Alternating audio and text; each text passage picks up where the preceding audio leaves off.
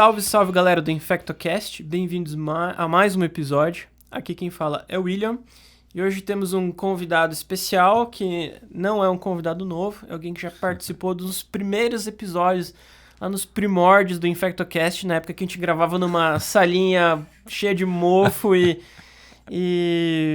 usava um gravadorzinho pequeno, mas tenho o prazer de trazer de novo aqui o Dr. Carlos Kiefer, infectologista, um professor, mestre e amigo. Bem-vindo, Kiefer. Muito obrigado, William. É um prazer estar aqui, vai ser divertido. E sim, participei lá do início, a gente estava junto na salinha lá no hospital gravando e alguns episódios em casa, né, que a gente fez sobre... Ah, exatamente. Época de pandemia, gravamos à distância. Gravamos em casa, gravamos à distância. Mas é isso aí, tamo junto.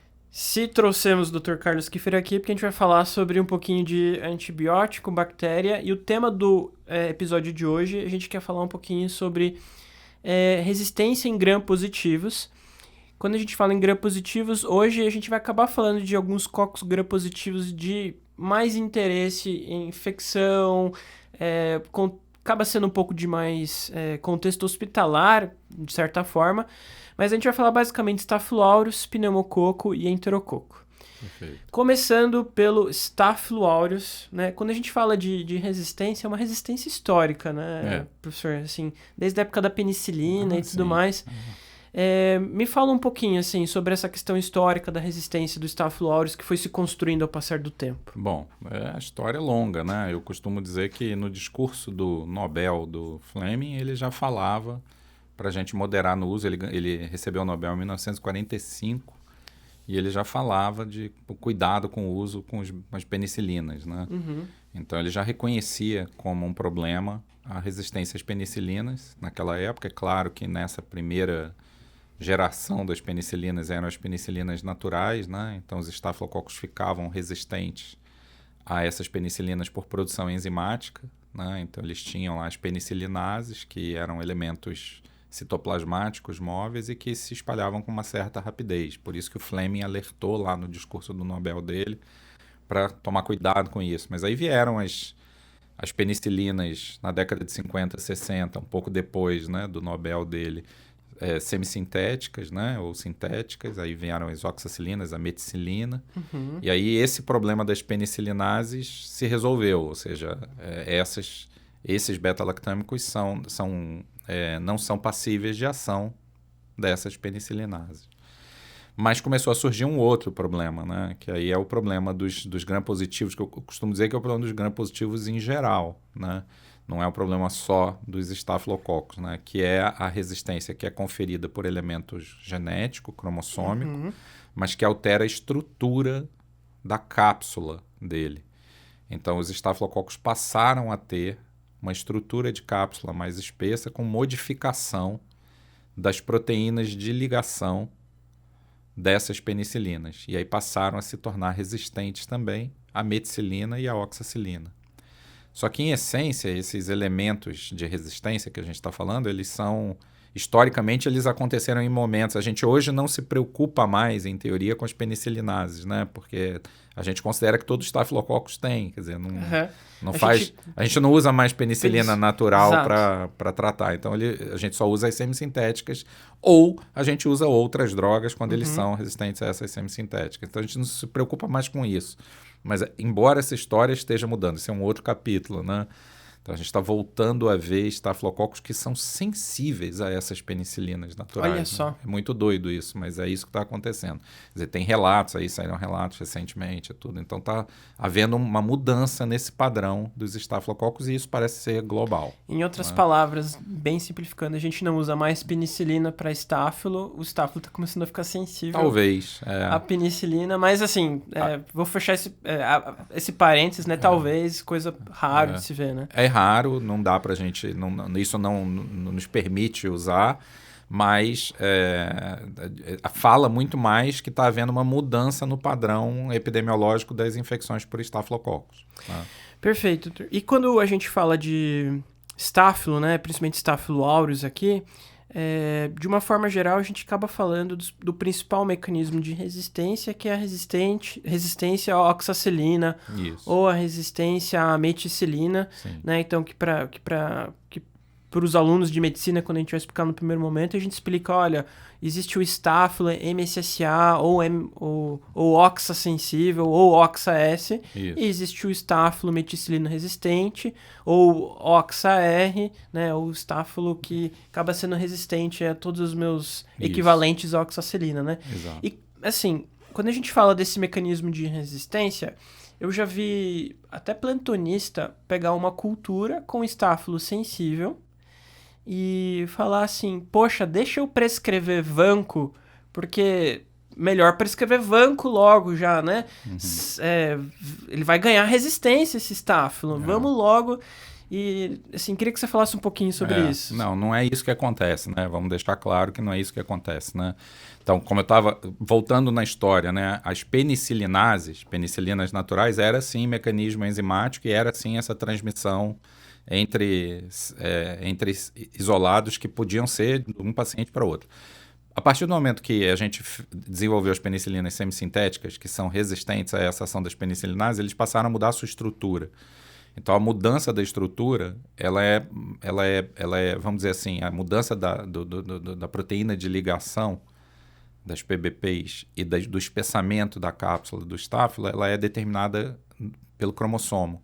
E o cromossomo do Staphylo, ele não é um elemento transmissível, ele é a essência da bactéria.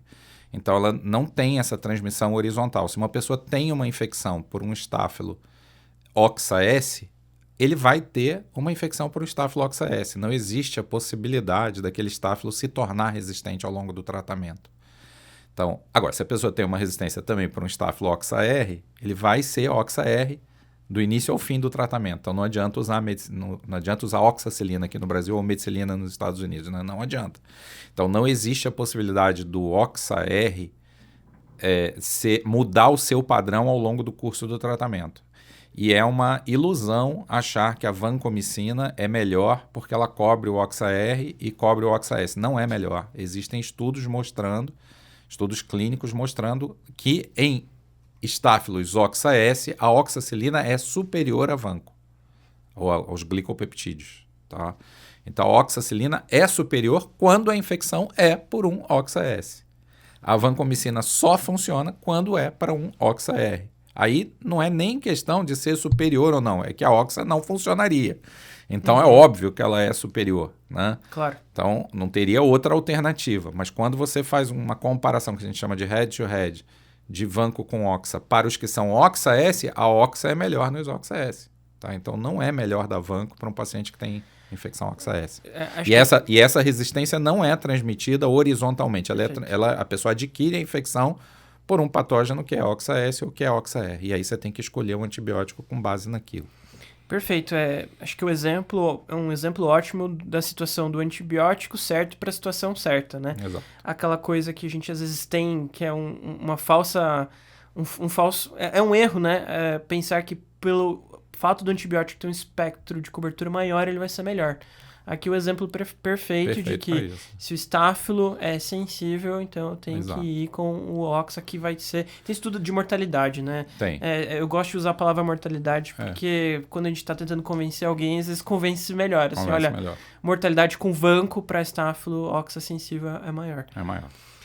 Então, a gente acaba não se preocupando, né? Mas eu queria que você falasse um pouquinho desse gene de resistência, que o principal acaba sendo o MEC, né? E essa questão de ser móvel ou não, essa conversa dos Staphylos em si. Tá. De forma geral, assim, o gene que confere essa resistência nos Staphylococcus é o gene MEC-A, né? Existem outros, mas esse é o principal, é o mais espalhado, é o mais comum. E o gene MEC-A, ele está inserido num cassete que a gente chama de cassete cromossômico. Cassete cromossômico, eu costumo dizer para explicar de uma maneira simples, né? Porque senão fica parecendo uma linguagem muito microbiológica, que é como se fosse uma bolsinha. Essa bolsinha carrega vários pedacinhos de gene e um dos genes é o MEC-A, que está dentro desse cassete cromossômico. Tá? Esse cassete cromossômico é chamado de SCC, então por isso que ele é o SCC-MEC, né? É o cassete cromossômico que carrega a bolsinha que carrega o gene MEC-A, que é o gene que confere resistência à meticilina ou à oxacilina.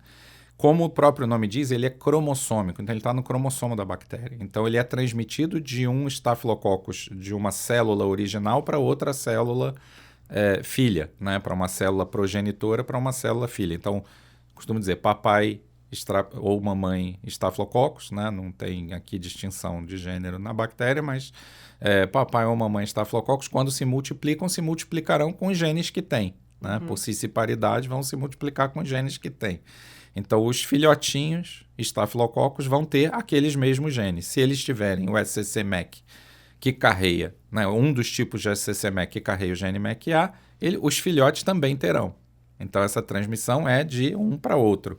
Né? Então, não há a possibilidade de transmissão disso de forma não cromossômica ou plasmidial, que aí conferiria resistência, poderia conferir resistência até durante o tratamento. Né? Não é isso que acontece. Então, dito isso, assim, o que acontece com os estafilococcus? Os estafilococcus aureus, em particular, né, são patógenos que colonizam o ser humano. A gente sabe disso há muito tempo. Né? Então, as doenças por estafilococcus acompanham a humanidade, né? Provavelmente há milênios de anos, né? Essa, inclusive, essa é a minha próxima pergunta. Como é assim, uma pergunta epidemiológica sobre taxa de colonização, né? Desde colonização que você falou, há milênios, assim, a gente nasce colonizado, vai ser colonizado quando para o Staphylo MRSA? O que os livros dizem, né? É provável que isso varie de região para região, de cidade para cidade, lugar para lugar. Mas como é um patógeno de pele, olha, na verdade, é um micro-organismo de pele, ele pode ou não ser patógeno, né? Mas ele é um micro-organismo de pele. As estimativas, né, que existem sobre isso, epidemiológicas, 30% da população de humanos carreia na pele o Staphylococcus aureus. Essas são as estimativas que a gente tem. Staphylo aureus. Staphylo aureus. Independente se é OXA-S ou OXA-R. O que confere a característica dele ser OXA-S ou OXA-R, como ele é um patógeno de pele, é o que eu costumo dizer, a gente pega o estáfilo que a gente pode, não o que a gente quer. Né? O que a gente pode é o que circula no nosso ambiente, certo? Então, se no nosso ambiente circula um estáfilo OXA-S, a gente vai pegar entre aspas, né? O estáfilo OXA-S. Se circula no nosso ambiente um estáfilo OXA-R, a gente vai pegar, entre aspas, né? Estou colocando aspas aqui, o estáfilo OXA-R. Tá? Então, onde que isso tradicionalmente sempre aconteceu? Ambiente hospitalar. Então, desde a década de 60, que a gente vem vendo, né, vem observando que em ambiente hospitalar, o paciente, o que acontece no ambiente hospitalar? O paciente está confinado, o paciente compartilha um ambiente com um grupo, uma densidade de pessoas muito grande, outros pacientes e profissionais de saúde, né? Ele compartilha elementos fômites do ambiente, roupa de cama, comida, então, elementos que ele usa para se alimentar, contato humano é muito mais próximo se você está confinado dentro de um ambiente hospitalar. Então, desde a década de 60 que a gente vem observando um acréscimo, um aumento de Staphylo OXA-R em transmissão hospitalar, certo? Porque ele é um patógeno cutâneo de transmissão interpessoa, por contato. Então, é natural que a gente observe mais MRSA no ambiente hospitalar. Porque no ambiente hospitalar isso vem acontecendo lentamente desde os anos 60. A gente vê os primeiros estudos lá de MRSA em ambiente hospitalar, era 10%, 5% de ocorrência. Hoje, eu diria que a média é 50% de ocorrência. A gente tem algum dado epidemiológico brasileiro de aumento de MRSA na população? Então, isso é uma coisa curiosa, William, porque historicamente, a gente sabe que o MRSA em ambiente hospitalar, no Brasil, já faz mais de 10 ou 20 anos, que historicamente ele está na casa de 40% a 60% de ocorrência em ambiente hospitalar. Sim. Tá?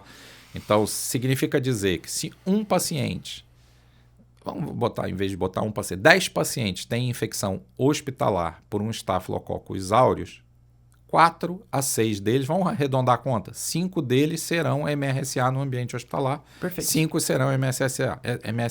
Perfeito. Tudo bem? Tá? Então, esse é o raciocínio. Tá? Alguns estudos têm apontado recentemente para nesse ambiente específico, porque aí entra uma outra equação que eu vou falar já já, mas nesse ambiente específico parece estar havendo uma redução dessa prevalência. Então, o que era antes 40%, 50%, 60%, a gente tem visto em alguns lugares a ocorrência de o que era 50%, 40%, 35%. Então, o que está acontecendo exatamente é uma mudança provavelmente epidemiológica, como a gente estava falando, uma mudança clonal qualquer, que ainda estamos investigando o que seja. Tá? Então, tem estudos apontando isso no mundo. Eu não posso afirmar isso para o Brasil ainda, mas estamos próximos, tem vários pesquisadores trabalhando com isso, estamos próximos a apontar isso também no Brasil. Tá? Extremamente interessante. Eu não sei se vai fazer muito sentido minha próxima pergunta, mas é uma pergunta de curioso e eu queria perguntar se faz sentido em algum momento a gente falar sobre estáfilo resistente a vanco. É uma coisa que... Mais uma vez, sentido faz porque é sempre um medo que nós da comunidade médica temos, né? Uhum. Pode acontecer, certo?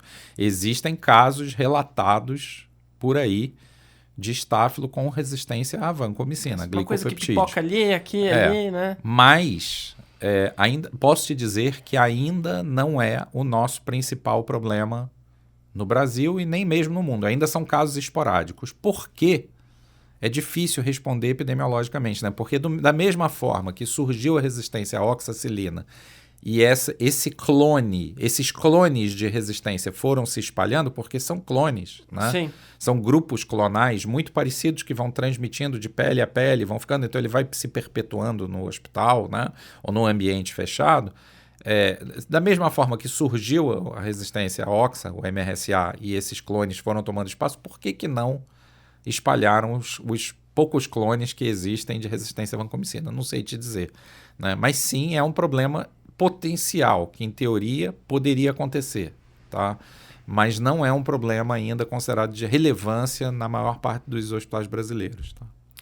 Perfeito. Acho que a gente falou bastante aqui de Staphylo aureus, né? Resumindo, se o Staphylo é oxa, S-deoxacilina. Isso. Ele não vai ficar trocando a resistência com outro estáfilo. Se é resistente MRSA, né, o oxa, você vai dar vanco ou seu equivalente. A gente aqui no episódio inteiro falou oxa e vanco, mas valem seus equivalentes, né? Senão a gente fica muito extenso também. Fica muito extenso. Mas acho que de estáfilo era isso. Vamos para o próximo capítulo, que num contexto até de pediatria é muito relevante. Que quando a gente fala de uma bactéria que é muito é muito relevante para a medicina de uma forma geral, que é a família dos Streptococcus, né? E de uma forma geral, quando a gente fala de Streptococo, a gente não tem a preocupação de resistência. Até quando a gente fala de Streptococo, meio que vem uma coisa assim, eles são universalmente sensíveis às penicilinas, beta-lactâmicos, mas tem suas exceções, tem seus raciocínios, principalmente quando a gente fala do pneumococo, né, doutor? Exatamente. Isso, aliás, é uma grande preocupação que eu tenho agora, né? Porque o Streptococcus pneumoniae, né, provavelmente é uma das bactérias que mais comumente causa infecção na comunidade, certo? Porque quem de nós... Bom, vamos lembrar, não precisamos ir longe, né, na Covid, né? Quem de nós não teve Covid. Exato. E quem de nós não teve uma infecção bacteriana depois, né? Uma sinusite, uma traqueobronquite, uma pneumonia, né? Quem de nós não temos sobrinhos, filhos, netos, né? No meu caso, já tem quase sobrinha neta, que não tem uma infecção respiratória na infância, né? Não toma um beta-lactâmico na infância, um amoxicilina clavulanato, né? Quem de nós? Eu tenho 3 filhos, já estão adultos, né? Você conhece, mas... os meus filhos devem ter tomado quilos de antibiótico quando criança. Assim. Filho de infectologista, né? Ainda mais filho de infectologista, né? Então deve ter tomado uns quilos aí de antibiótico, né? Então, assim, e a gente usualmente, né? Assim, comumente, eu sou de uma geração que a gente não se preocupava com resistência a penicilinas em Streptococcus pneumoniae. Praticamente não existia, né? Aí de uns anos para cá a gente começou a ver relatos no mundo, a mesma coisa, mudança de PBP. Então lembra que a gente falou, os gram-positivos, a cápsula é mais espessa. Sim. Você transmite a bactéria que você tem e não a que você quer, né? Então se você tem um pneumococo com uma cápsula mais espessa, com uma mudança de proteína de ligação de beta-lactâmico, é essa que o seu filho vai pegar, é essa que o seu irmãozinho vai pegar, é essa que o seu colega, o seu parceiro, sua parceira vai pegar. Então, a gente começou a ver relato de perda de sensibilidade à penicilina há uns 20, 25 anos atrás, em vários lugares do mundo, e isso não deixou de ser diferente no Brasil. Começou a acontecer, primeiro, uma redução desde a década do início dos anos 2000, 2005, por aí que a gente já relatava uns 10% de redução de sensibilidade à penicilina. não necessariamente uma perda de sensibilidade, uma redução de sensibilidade à penicilina. Estamos falando de penicilinas aqui naturais, mas é óbvio que isso impactava também as semissintéticas, né? A amoxicilina, né? Que é a principal usada em ambiente comunitário. Num primeiro momento, era uma redução de sensibilidade à penicilina, mas sem acometer a amoxicilina. Tá? Certo. Num segundo momento, a gente começou a observar uma redução de sensibilidade, uma resistência à penicilina, uma redução de sensibilidade à amoxicilina semissintética. Perdeu de vez a penicilina, começou a perder de vez. Então, aqueles 10% que eram redução de sensibilidade à penicilina há uns 20, 25 anos atrás, eles passaram a ser resistência à penicilina e começou a ficar redução de sensibilidade à amoxicilina, né, que é uma penicilina semissintética. E agora a gente começou a ver relatos, particularmente de uns anos para cá, tem a ver com uma mudança de critério de interpretação, porque existe um debate sobre interpretação de antibiograma para pneumococos em particular. Existem critérios diferentes, a gente adota aqui no Brasil o critério do BRCAST, e isso é muito bom. Em outras palavras, que se diga isso. É uma base de dados brasileira, base de dados baseado naquilo que a gente encontra no nosso ambiente BRCAST. E é uma forma de interpretar os resultados com critérios adotados por especialistas brasileiros, porque todo exame, todos hão de convir que qualquer exame tem um critério de interpretação. Por que a gente chama creatinina menor que 1,2 normal, creatinina maior que 1,2 uma deficiência qualquer de filtração glomerular? Porque existe um comitê de especialistas que definiu aquilo com base em dados populacionais, Então, o BRCAST é um comitê de especialistas para definição de interpretação com critérios locais do nosso antibiograma. E existe, aí então, guarda essa informação, né? Existe um estudo local coordenado, muito bem coordenado pelo LACEN de São Paulo, que é o Instituto Adolfo Lutz, que é o Laboratório Central do Estado de São Paulo com o Instituto Adolfo Lutz, que é um estudo chamado CIREVA, que monitora a evolução desses pneumococos, não só dos pneumococos, eles monitoram várias coisas, mas hoje estamos falando de pneumococo, né? E que monitora esses pneumococos invasivos isolados de sangue e de meninge ao longo dos anos, com vários isolados que chegam no LACEN. Então, os pacientes são internados em hospitais públicos ou privados, e esses hospitais públicos ou privados fazem lá os seus exames iniciais e mandam o isolado para o LACEN, e o LACEN testa esses isolados. E a gente começou a ver, uns 4, 5 anos atrás, que o LACEN passou a usar o critério do BRCAST, uma resistência à penicilina, como eu estou dizendo, na casa de 15%, 20% de resistência à penicilina, mas o mais perigoso disso tudo, estamos falando de isolados de sangue, não de meninge, uma redução de sensibilidade em ceftriaxona, que é e sempre foi a droga de escolha para tratar infecção invasiva por pneumococos. Um paciente interna com uma pneumonia comunitária, ele recebe, na maior parte das vezes, ceftriaxona.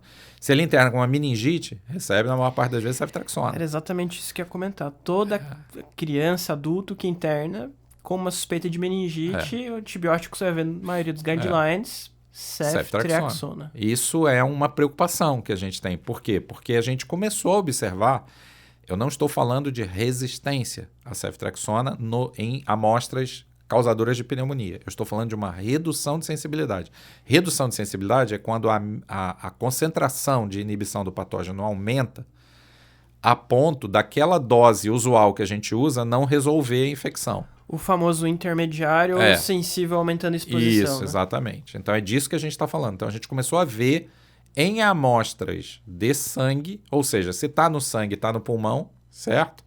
A gente começou a ver em amostras de sangue uma redução de sensibilidade à ceftriaxona. No sangue, na casa ainda de 5%, 7%, 8%, talvez 10%, entre 5% e 10%. Você fala, 5% e 10% é pouco ainda, né? Ainda a maior parte dos casos ainda respondem à ceftriaxona. Sim, mas estamos, na minha cabeça, como pesquisador da área e até como pai e avô, e como suscetível à infecção por pneumococo.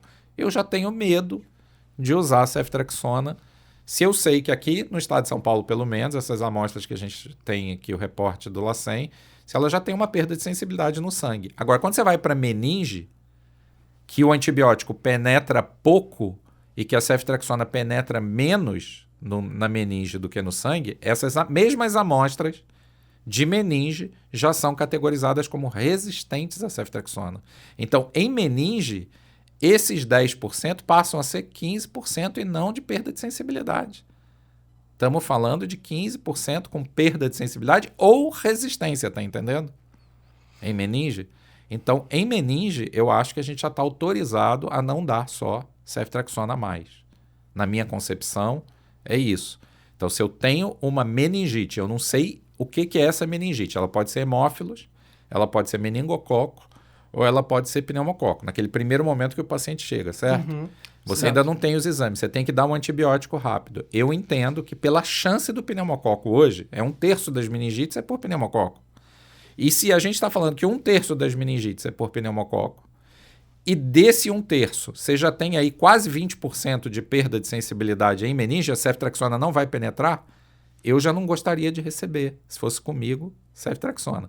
Então, eu prefiro que me dê ceftriaxona mais alguma coisa, porque ceftriaxona funciona para meningococo e para hemófilos, mas para pneumococo está perdendo ação. Então, aí, nesse sentido, em hospitais públicos, aqui no Hospital São Paulo, em meningite, a gente tem recomendado ceftriaxona e vancomicina, que é a droga que a gente tem de escolha. Em hospitais privados isso pode variar, mas em hospital público a gente tem recomendado em meningite já iniciar ceftriaxona e vancomicina. E uma certa preocupação nos pacientes com pneumonia, que são aqueles que não têm meningite, são pneumonia com uma doença completamente diferente. Todo clínico, todo infectologista sabe que são duas coisas completamente diferentes.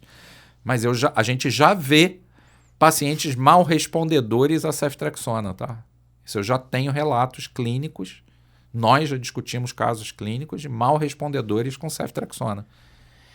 É uma preocupação que a gente tem que ter, ainda mais que são infecções graves, né? Pneumonia e principalmente a meningite, que são infecções que no primeiro momento você não quer errar a sua escolha de antibiótico. Exato.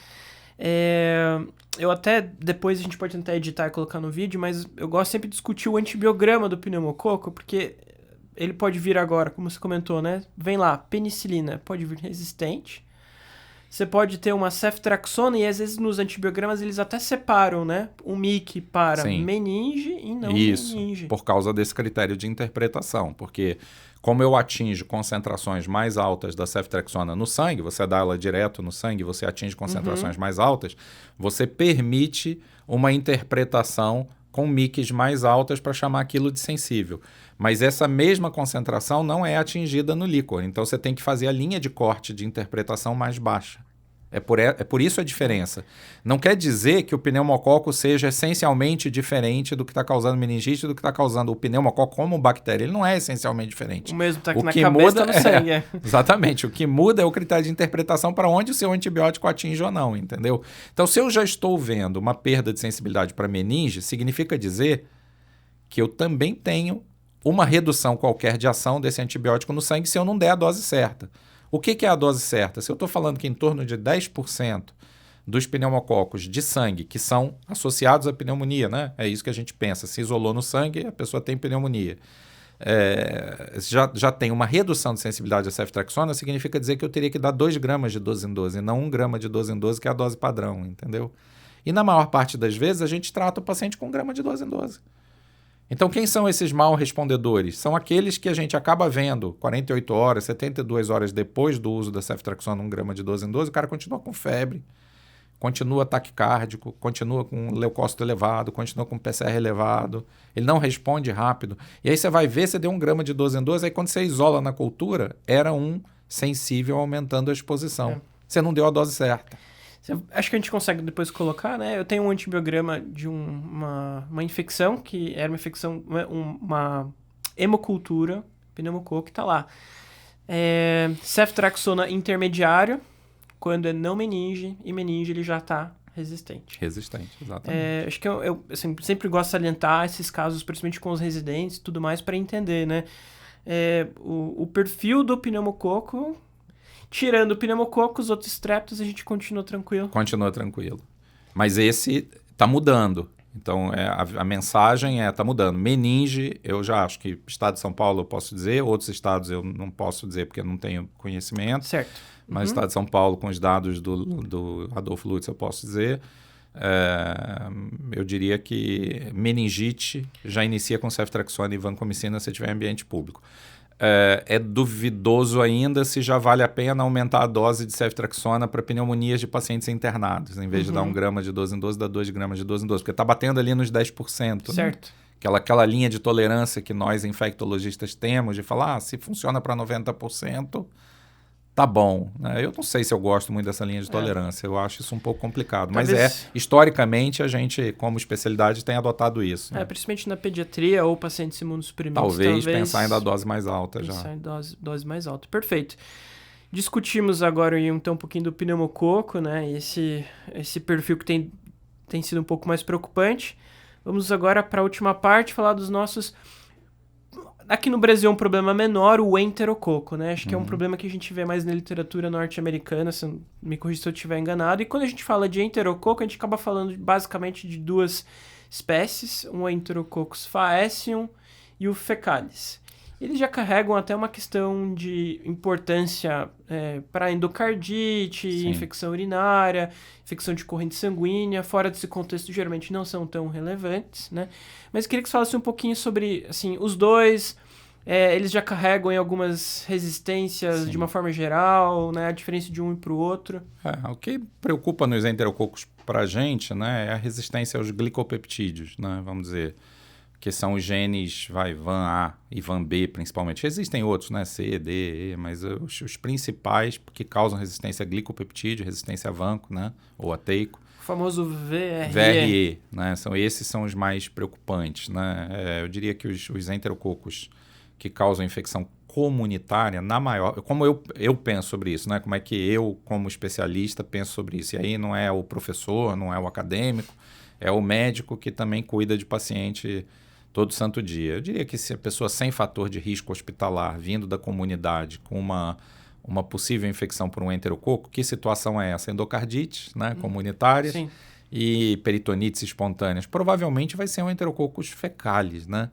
O Enterococcus fecalis, aqui no Brasil, eu falo que eu sempre, quando a gente fala em epidemiologia, a gente acerta no atacado e erra no varejo, né? Então, eu vou acertar no atacado, pode ser que eu esteja errando no varejo de alguma região brasileira, né? Então, no atacado, eu diria que menos de 10% dos nossos fecales são resistentes a glicopeptídeo, são resistentes a vanco, tá? 90% são sensíveis à ou mais ampicilina. são sensíveis à ampicilina. Do fecalis. E são sensíveis a vanco também, né? São sensíveis à ampicilina, sensíveis a vanco. Então, não é um grande problema quando você está dentro dessa caixinha das infecções comunitárias clássicas, tá? Agora você tem outra caixinha, as infecções hospitalares, né? As infecções hospitalares, o que acontece na maior parte das infecções pelo enterococo em ambiente hospitalar? São aqueles pacientes que estão internados há longo tempo, são aqueles pacientes que já usaram amplamente antibiótico, particularmente antibióticos que fazem seleção de patógeno de trato gastrointestinal. O que eu estou dizendo? Você deu beta-lactâmico para esse cara, e ele matou os enterococos fecales dele. Então, qual foi o enterococcus que sobrou no intestino dele? Foi o faecium, né? E esse faecium, já aqui no Brasil, eu diria que... Aí a balança inverte. Você matou o irmão bom e deixou o irmão ruim. A balança vai inverter. E aí os faecium, eles são, provavelmente... Eu vou acertar no atacado e errar no varejo de novo. Uns 80%, 90% já são resistentes a glicopeptídeo, entendeu? E aí já são os tais vão A, vão B, né? Então, a maior parte das vezes vão A. Mas aí já é um outro problema, ou seja, a ampicilina não vai funcionar, vancomicina não vai funcionar, você tem que ir para uma outra droga, linezolida talvez, aí você tem que escolher uma outra droga que funcione para esses. Ambiente hospitalar. Claro, você falar VRE como causador de infecção em ambiente hospitalar não é o mais frequente, né? Tem muitos outros gram-positivos que são mais frequentes em ambiente hospitalar. Mas... mais uma vez, acertando no atacado e errando no varejo. É possível que haja hospitais particulares, em ambientes particulares, né? Não estou falando de hospitais particulares, hospitais em determinados ambientes, que possam ter mais ou menos prevalência desse VRE. Mas na lógica epidemiológica, provavelmente o VRE, quando você vira um VRE, ele será um faecium, né? Às vezes pode ser um fecalis, menos de 10% às vezes pode ser um fecalis em ambiente hospitalar que é resistente ao VRE, mas não é o comum, o fecalis costuma ainda ser. Então eu faço essa distinção porque me ajuda a pensar, né? Me ajuda a pensar, na comunidade eu entendo que eu devo ver um fecalis e ele deve ser sensível à ampicilina, deve ser sensível à vancomicina, deve ser sensível. No ambiente hospitalar, se eu tenho um problema com enterococos, provavelmente vai ser o fécio. Então vai ser o paciente internado há muito tempo, vai ser o paciente que eliminou microbioma natural do trato gastrointestinal, que sobrou o fécio e que daí quando a pessoa faz uma translocação ou faz uma infecção, ela faz pelo VRE, pelo fécio, né? Perfeito. E quando a gente, até trazendo uma analogia aqui, quando a gente está falando da oxacilina e da vanco para o estáfilo, para o enterococo, quando eu tenho um enterococo sensível à ampicilina, é a mesma coisa, né? A ampicilina é uma opção melhor do que a vancomicina, né? Sim, sim, sim. Tradicionalmente, para os fecales, a gente sabe muito bem que já tem muitos estudos mostrando que a ampicilina funciona, é uma boa opção. E agora, quando você comentou principalmente em ambiente hospitalar, o Faecium, o VRE, assim, graças a Deus, não é o... Eu, por exemplo, não costumo ver, né? Acho que eu tive uma infecção nos últimos 6 meses. E é um problema, né? Porque quando a gente fala de vanco, é um antibiótico barato. E para muito hospital público SUS, depois que você perdeu a vanco, sobrar linezolida, que é mais caro, daptomicina, que é mais caro. É uma coisa que eu ia perguntar. Tem como eventualmente teicoplanin ser uma opção para o VRE? Tem, dependendo do gene, né, de resistência. Então, isso é uma coisa que eu sugiro para os colegas que eventualmente estejam em ambiente onde o VRE é um problema em infecção. Exato. Que vai existir VRE em colonização, não há dúvida. Mas o quanto dessas colonizações efetivamente vão se transformar em infecção é que o colega tem que estar atento, porque se no ambiente dele o VRE for um problema, eu sugeriria que ele conversasse com o laboratório e pedisse ao laboratório para dizer quem é esse VRE, então se é de fato o Faecium, deve ser, epidemiologicamente falando, né? Eu estou falando aqui para os dados epidemiológicos, e se for, testar diferente vanco e teico, porque pode ser diferente a sensibilidade, dependendo do gene que ele carrega, ele pode manter sensibilidade a teico e resistência a vanco, tá? Então, aí depende do gene, aí eu não tenho como responder porque a gente tem muito pouco dado epidemiológico dizendo se é mais VAN A, mais VAN B, mas aí depende do ambiente epidemiológico.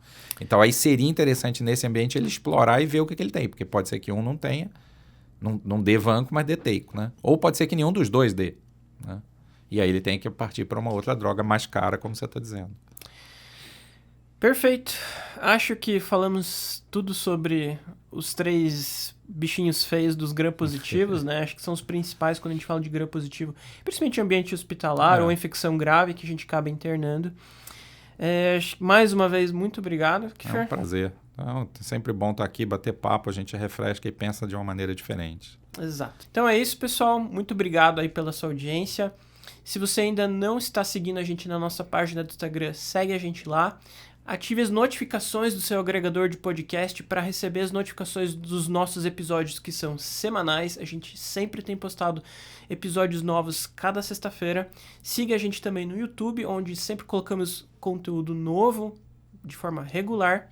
E o InfectoCast, a gente te conta o que ninguém te conta. Falou!